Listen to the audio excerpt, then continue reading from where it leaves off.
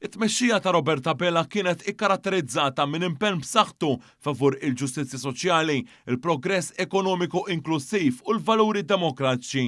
Hekk iddeskriva it-tmexxija ta' Dr. Bella, il-Prim Ministru Spanjol u l-President ta' Socialist International Pedro Sánchez fittra li bad direttament lill Prim Ministru mexxej Laburista Malti.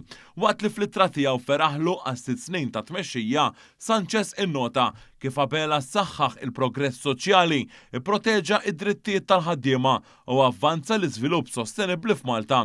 Qal li fi żminijiet tal-akbar sfida, it-tmexxija ta' Roberta Bella uriet responsabilità, reżiljenza u viżjoni ċara l-futur. Socialist International awgurat lil mexxej Laburista għal aktar suċċess u ringrazzjatu għal ħidma tiegħu. Fisret lill Prim Ministru Malti bħala wieħed li taħt it-tmexxija tiegħu pajjiżna kompla birwol attiv u kostruttiv kemm fuq livell Ewropew iżda anke fuq livell globali jimbotta prinċipji soċjalisti u progressivi. Bl-aktar ekonomija dinamika fl-Ewropa taħt it-tmexxija ta' Roberta Bella, il-Gvern introduċa benefiċċji soċjali u iżen dawk l-aktar vulnerabbli fosthom il-pensjonanti u t-tfal u ta' żewġ tax cuts kbar konsekuttivi lil ħaddiema.